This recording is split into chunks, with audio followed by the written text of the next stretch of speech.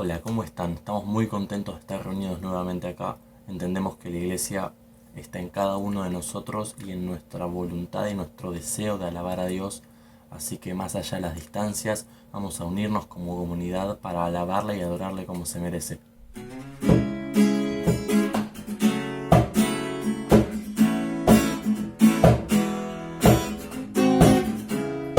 Somos tu iglesia, oh Dios, comprados por un precio muy grande. Es tu paciencia y tu bondad que nos permite volver a empezar. Somos tu familia, oh Dios, unidos por tu Hijo admirable. Es tan bueno tener un Padre que nos ame tanto como tú. Solo en ti encontramos protección.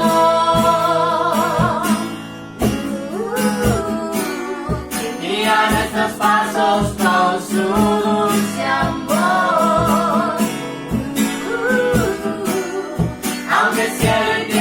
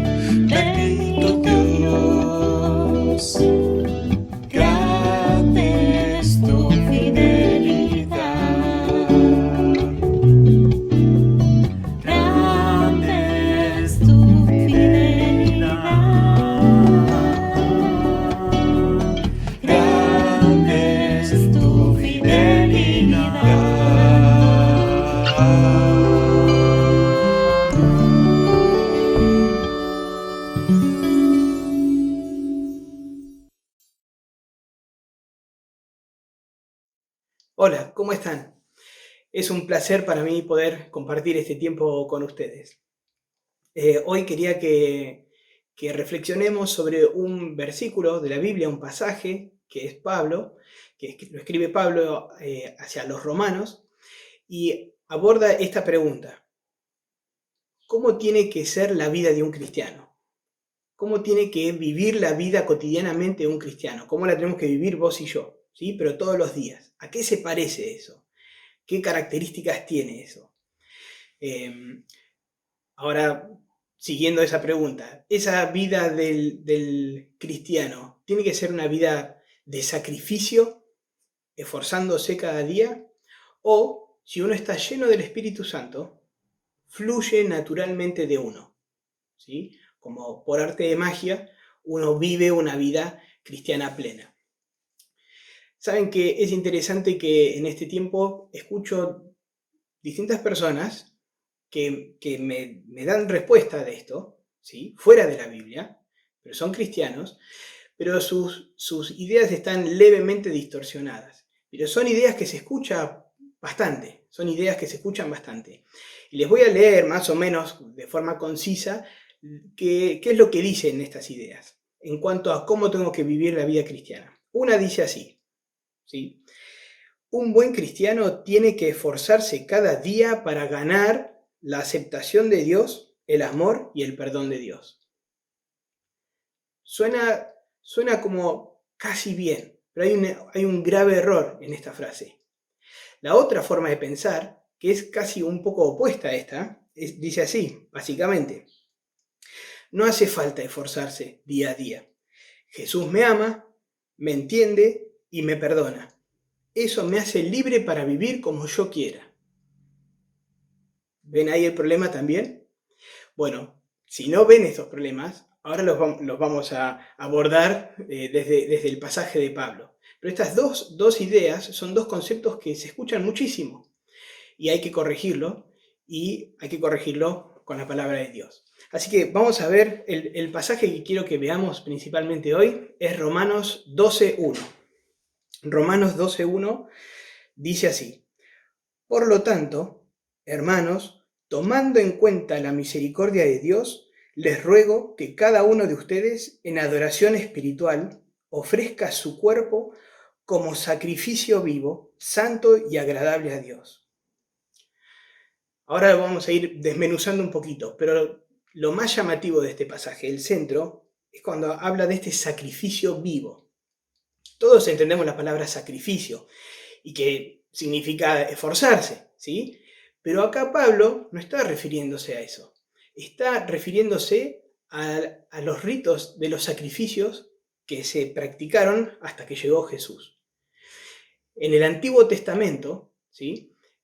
Una vez que el hombre había pecado y quedó separado de Dios, ¿sí? Porque Dios es santo, completamente santo, y el hombre pecador no lo es, no puede relacionarse con Dios. Entonces Dios, para que el hombre pueda pedir perdón por sus pecados y ser perdonado, Dios establece un sistema de sacrificios. Esos sacrificios implicaban, por ejemplo, para poder pedirle perdón a Dios por un pecado, vos tenías que traer un animal, había distintos animales que se podían usar, y se hacía un sacrificio, mataban el animal. Básicamente era algo así, estoy siendo muy resumiéndolo mucho, ¿no? Pero, por ejemplo, vos querías pedir por un perdón, querías arrepentirte, entonces tenías que conseguir, por ejemplo, un cordero. El cordero tenía que tener ciertas características, tenía que ser perfecto, tenías que buscar si tenías cordero entre tus propios corderos, si no, tenías que conseguirlo de otro lado, y tenía que ser un cordero que no tenga ni una mancha, tenía que verse perfecto, un ejemplar ideal. Ese cordero perfecto, sin mancha, lo llevabas al templo y ahí lo sacrificabas.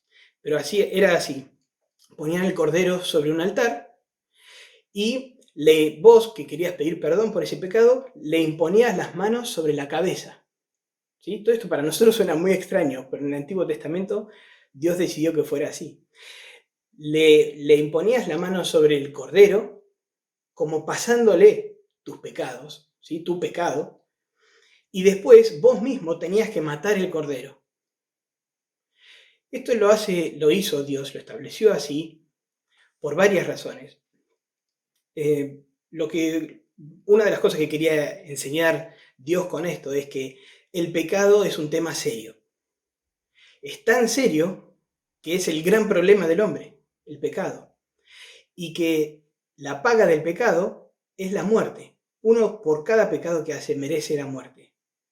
Entonces Dios dice, con estos sacrificios, establece que de forma figurativa vamos a transferir los pecados a este cordero y los vamos a matar. Pero estos sacrificios eran solamente un reflejo de lo que Dios iba a hacer. Dios lo hace esto para que uno tome dimensión de la gravedad del pecado, pero Dios va a resolver el pecado del hombre. El pecado del hombre lo va a resolver Jesús. Jesús lo resuelve definitivamente. Entonces, no sé si se acuerdan, en varios lugares, pero Juan el Bautista, cuando ve a Jesús, lo presenta como el Cordero de Dios que quita el pecado del mundo. ¿Por qué lo presenta así? Uno piensa porque un cordero es dulce y tierno. No, porque el Cordero de Dios es el que va a ser sacrificado. Jesús, ¿sí?, que es Dios, se va a hacer hombre y va a tomar el lugar de ese cordero, el que sacrificaban por cada pecado. Y ahora Jesús va a hacer un sacrificio una sola vez, no va a ser un sacrificio por cada pecado, y no se va a repetir nunca más. Entonces Jesús hace un sacrificio en la cruz que cubre todos los pecados del pasado, del Antiguo Testamento, de todas las personas que vivieron antes de él, del presente y de nuestro futuro. El sacrificio de Jesús es el Cordero perfecto que Dios provee para resolver el pecado del hombre. Este sacrificio, ¿sí?, que Dios hace, es un sacrificio que es en el cual nosotros no podemos participar para colaborar con nada. Nosotros no podemos sumar nuestra actitud, ni nuestro trabajo, ni nuestro esfuerzo a la obra salvadora de Cristo por nosotros. Nosotros somos salvos solamente por la gracia de Dios. Nosotros estábamos muertos, ¿sí? Literalmente dice así, espiritualmente éramos muertos, estábamos muertos. Y de ahí un muerto no puede ni moverse para salvarse ni ayudarse. Entonces Dios es el que nos alcanzó y nos rescató de la muerte. Entonces, habiendo planteado esto, nos va a ayudar a entender bien el versículo de Pablo hablándole a los romanos. Dice así, vuelvo a leerlo. Por lo tanto, con ese por lo tanto, lo que está haciendo Pablo está haciendo alusión a todo lo que acabo de decir. Acá arrancamos en el capítulo 12, pero del capítulo 1 hasta el 11, Pablo les explica todo el Evangelio, todo lo que implica la muerte de Cristo, ¿sí?, y todo lo que eso significa, tanto para judíos como para gentiles. Entonces, con esa frase resume, diciendo, bueno, resumiendo todo lo que les acabé de explicar, hermanos, tomando en cuenta la misericordia de Dios, o sea, piensen en lo que Dios hizo por nosotros, el gran sacrificio que hizo, les ruego, y es interesante que diga eso, no les dice les ordeno, ¿sí?, pero nos ruega. Pablo se lo dice a los romanos y nos lo dice a nosotros hoy. Nos ruega a cada uno, ¿sí?, que en adoración espiritual ofrezcamos, ¿sí?, nuestro cuerpo como un sacrificio vivo. Es interesante donde dice adoración espiritual, otras traducciones dicen adoración racional, y realmente se refiere a lo racional. Quiere decir que lo racional, es una buena traducción decir eso, que es lo racional. Lo racional es ser un sacrificio vivo, considerando las misericordias de Dios. Es lógico que nosotros seamos un sacrificio vivo si es que Dios fue un sacrificio por nosotros cuando estábamos muertos. Cuando todavía éramos enemigos de Dios, Él decidió morir por nosotros. Eso sería lo lógico, dice acá. Eso es lo racional. Dice que ofrezcan su cuerpo como sacrificio vivo, santo y agradable a Dios. El tema es, ¿qué significa ser un sacrificio vivo?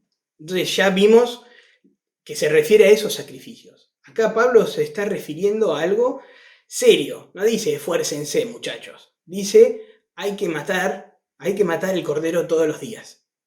Y eso quiere que nosotros lo apliquemos a nuestra vida, sin nuestra muerte. Pero sí implica que algo vaya a tener que morir en nosotros cada día, ¿sí?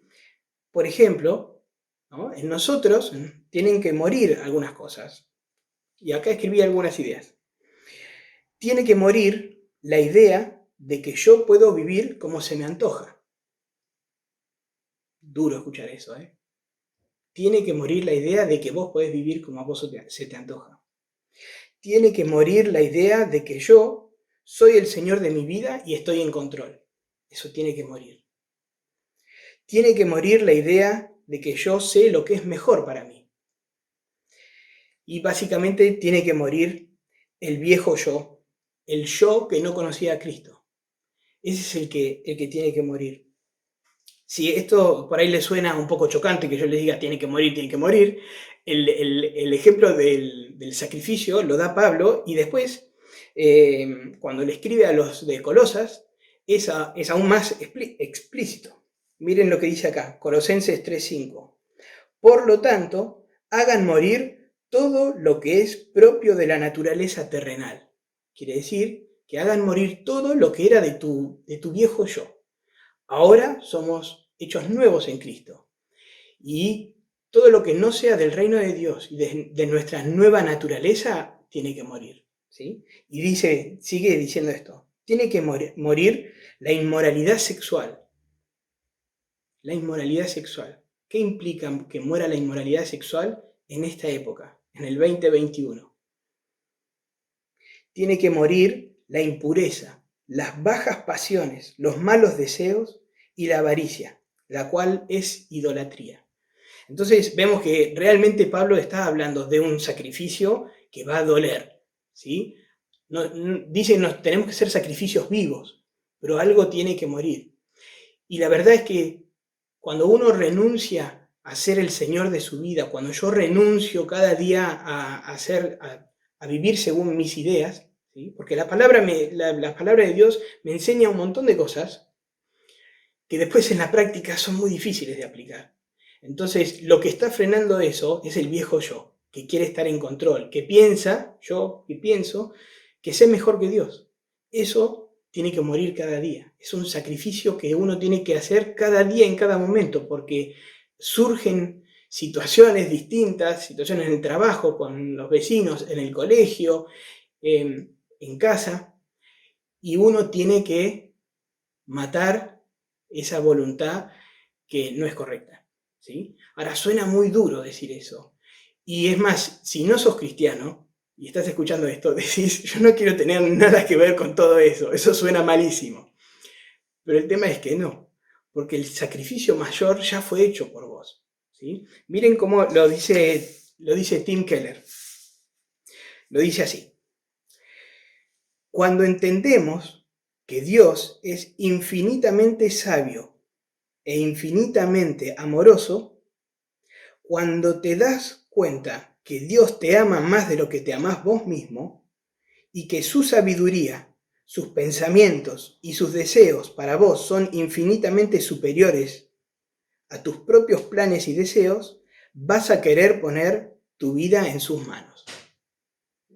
¿Entienden lo que implica esto? Cuando nosotros realmente entendamos, cuando vos entiendas y yo entienda que Dios nos ama más de lo que nos amamos nosotros. Dios te ama más de lo que te amás vos mismo.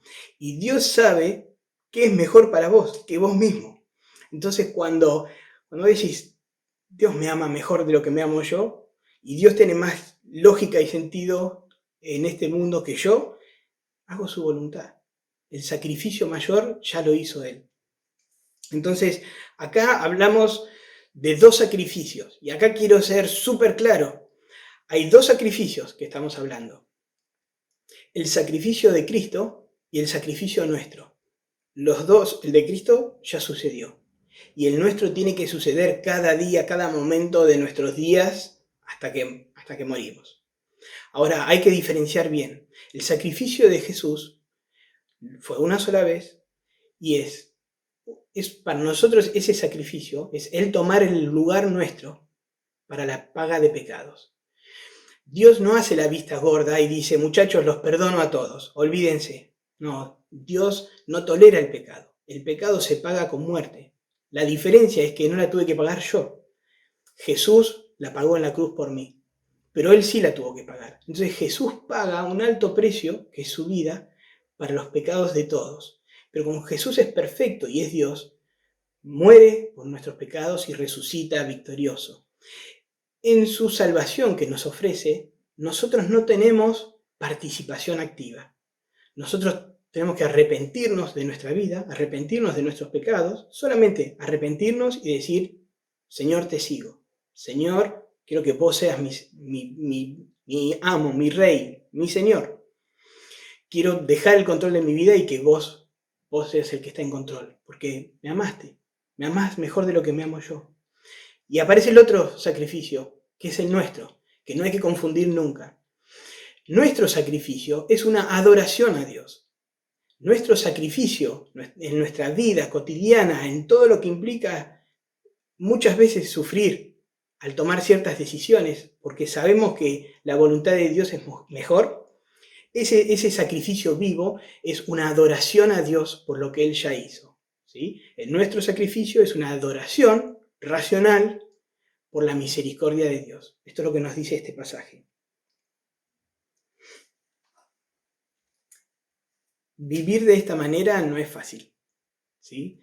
Mañana, cuando me levante de la cama, voy a tener ganas inmediatamente de estar en control de mi propia vida otra vez.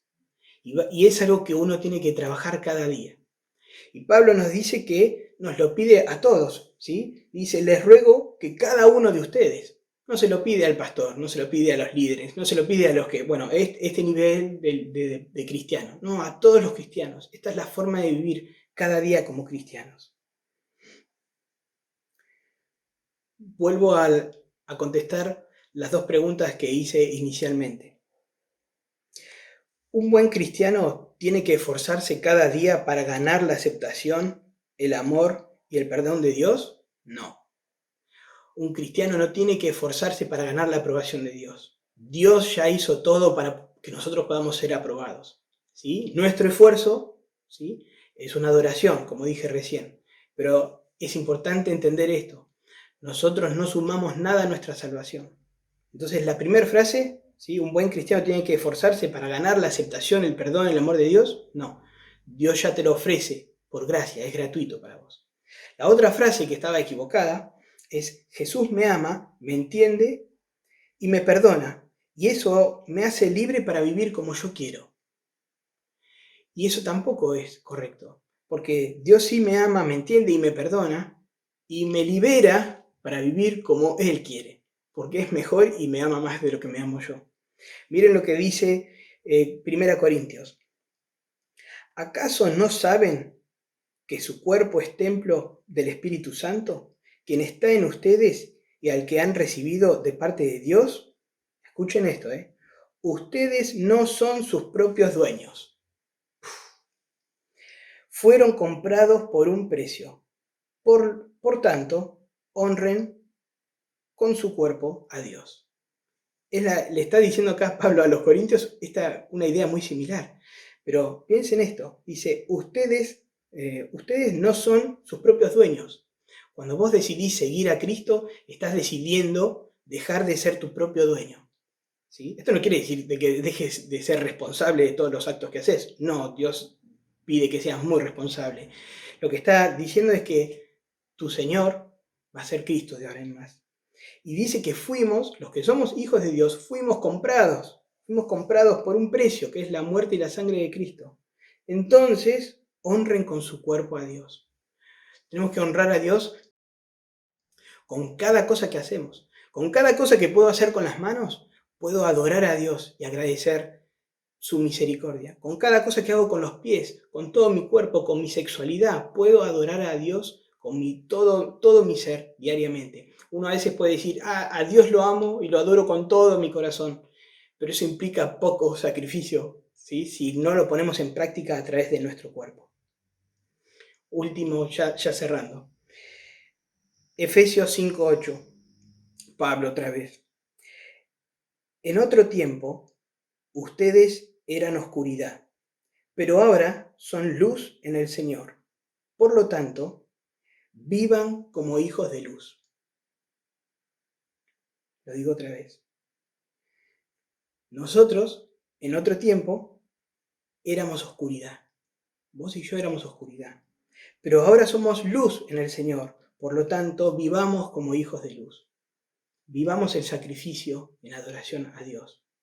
Y cierro con esta última pregunta, para que lo pienses cada día, cada semana, cada hora, ahora después de ver este video. ¿Cómo sería tu vida si cada cosa que haces lo haces como un sacrificio vivo en adoración a Dios? ¿Cómo sería tu vida?